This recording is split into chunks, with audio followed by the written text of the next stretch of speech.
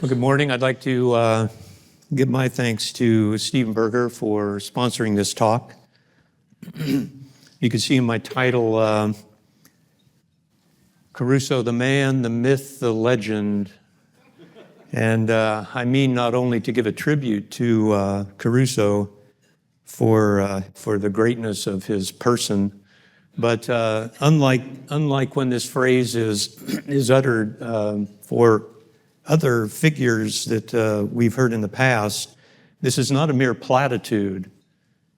This is actually an accurate description of Crusoe. Crusoe is, in fact, the representative man.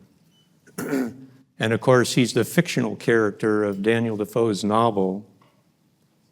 And what I'd like to talk about this morning is that Crusoe has left for us a really, what one might call, what Rothbard himself called, an indispensable legacy for us in economics and in political philosophy. So let's begin with what Rothbard says about praxeology in Man, Economy, and State. Chapter 1 begins with the action axiom and deduces its immediate implications. And these conclusions are applied to Crusoe economics, that much maligned but highly useful analysis that sets individual man starkly against nature and analyzes his resulting actions. And then Rothbard goes on to talk about the logic of action, right? Praxeology, the logic of action, as illustrated in thinking out the mental experiment of Crusoe. He says, the logical sequence of events is therefore, a man owns himself. He appropriates unused nature-given factors for his ownership. He uses these factors to produce capital goods and consumer goods, which become his own. Or we could put it this way, Crusoe organizes all of his activity of acquisition and production and consumption of goods in a structure that economizes all of this activity that he's engaged in according to the way that he subjectively values the ends that he is striving to attain, stranded on his island all alone. And it doesn't take much of our imagination to grasp this, right? We can remember reading Daniel Defoe's novel or seeing maybe some of the even more fictionalized versions of this in movies and what have you. But the point is that Crusoe's entire human endeavor is one of bringing all of the external factors that exist on his island into this economizing order of human action. He creates a personal economy.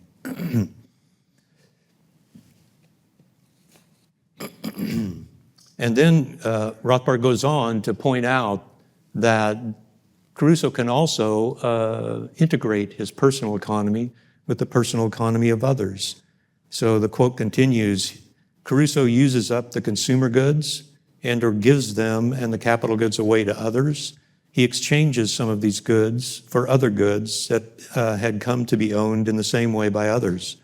These are the methods of acquiring goods that obtain on the free market, and they include all but the method of violent or other invasive expropriation of the property of others. So by thinking of Crusoe as the beginning point of all economic analysis, we can see that the same circumstances that Crusoe finds himself in according to the logic of human action would be the same for every other person who, Friday, or every other person that we might conceive of, who's also engaged in the same sort of thing, developing a personal economy according to the way they subjectively value their circumstances and the ends they're trying to attain by engaging in these actions of acquisition and production and consumption. So when they meet and they interact with each other, they can preserve the integrity of their personal economy can be expanded and preserved. This is what Rothbard is pointing out for us. And then he goes on to the next step to show that in chapter 2 of Man, Economy, and State, he shows this integration. He says, chapter 2 introduces other men and consequently social relations. Various types of interpersonal relations are analyzed, and the economics of direct exchange or barter is set forth. Exchange cannot be adequately analyzed until property rights are fully defined. So chapter 2 analyzes property in a free society. Chapter 2, in fact, marks the beginning of the body of the book, an analysis of the economics of voluntary exchange. So the free economy, the free market economy, then allows for the integration of each person's personal economy based on this private property structure of acquiring goods. It integrates all those personal economies into a social economy. And what Rothbard is going to go on to explain to us, this is the only kind of social economy that preserves the integrity of each person's personal economy, or as we're used to saying this, their private property. Now, the way in which I wish to convey this to you is in this article by Joseph Salerno, where he's talking about the achievement of Ludwig von Mises and his concept of economic calculation that demonstrates to us the way in which this free market economy allows for the integration of every person's personal economy in a way that retains the integrity of their private property. So Dr. Salerno writes, far from being a spontaneous order, society is for Mises a rational order, because the very possibility of purposive action within the framework of social division of labor depends on the faculty of the human intellect to conceive cardinal numbers and manipulate them in arithmetic operations. These cardinal numbers are money prices. And so only in a free market economy do we have money prices determined by the free demonstrated preferences of buying or refusing to buy, selling and refusing to sell in markets for consumer goods and factors of production. And these prices then are a necessary condition for entrepreneurs who are arranging production by acquiring the services of factors of production, organizing them, and then producing consumer goods and offering the consumer goods to the market for consumers to purchase them or refuse to purchase. That this is the essential principle of economic calculation, and the way in which, as Mises argues, in a free market economy, all of the personal economies that come together, that people are bringing together and integrating with one another, generate also social economizing for resources in this integrated system, this interpersonal integrated system of economic activity. And so Dr. Salerno concludes by saying, from Mises's viewpoint, the social function of the price system is not to facilitate the use of knowledge in society, but to render possible the use of economic calculation in society.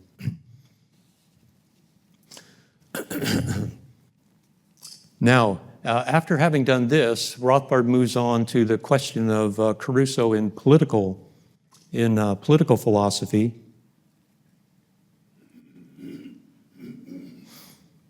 And he writes this in the Ethics of Liberty: if Crusoe economics can and does supply the indispensable groundwork for the entire structure of economics and praxeology, the broad, formal analysis of human action, a similar procedure should be able to do the same thing for social philosophy, for an analysis of the fundamental truths of the nature of man vis-a-vis the nature of the world into which he is born, as well as the world of other men. Specifically, it can aid greatly in solving such problems of political philosophy as the nature and role of liberty, property, and violence. So again, to put this in somewhat different terms, what Rothbard argues in the Ethics of Liberty is that the integrity of Crusoe's private property and therefore his personal economy when he's interacting with other people is a necessary condition for him to flourish as a human person And so if we're going to have a whole society of human persons, each protected in this necessary condition for their human flourishing, that is the integrity of their private property, we have to have a free market economy. There is no other social arrangement which accomplishes this. And now let me give you just one other statement of this. This is from Hans Hoppe in his introduction to the Ethics of Liberty. He says, Rothbard's unique contribution is the rediscovery of property and property rights as the common foundation for both economics and political philosophy, and the systematic reconstruction and conceptual integration of modern marginalist economics and natural law political philosophy into a unified moral science, libertarianism.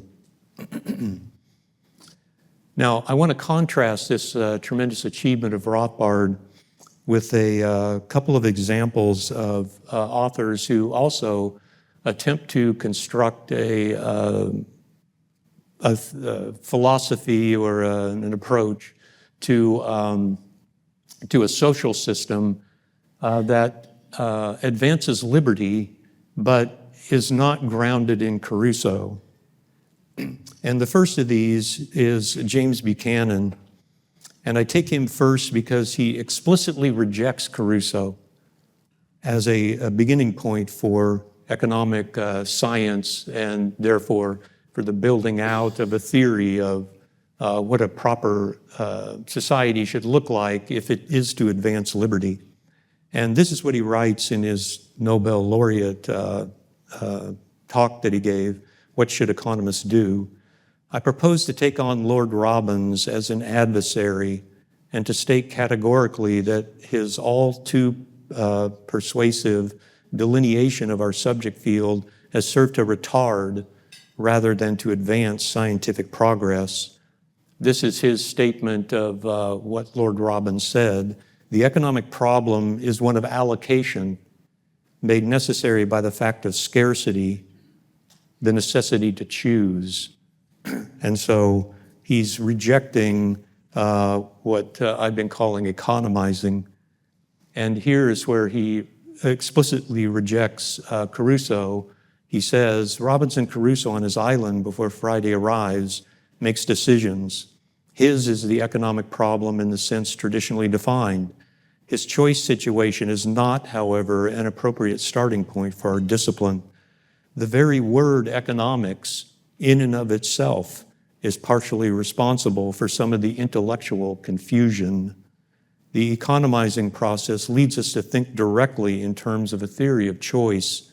I should recommend that we take up a wholly different term, such as catalactics or symbiotics.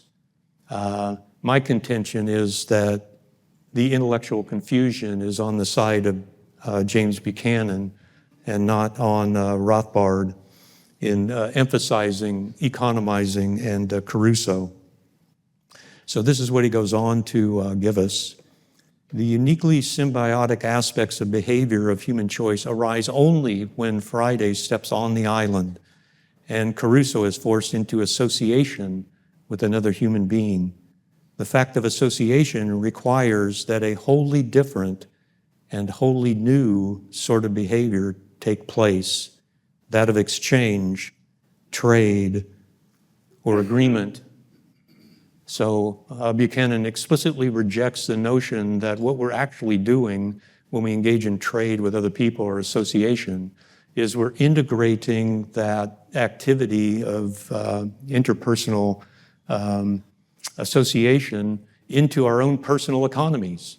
We're economizing when we do this, right? And therefore, this seems to be the basis for all associations that we engage in, that we have a personal economy that we're working with based upon our claim to own our labor and then extend that ownership across other things that we can acquire through production and contract and so on.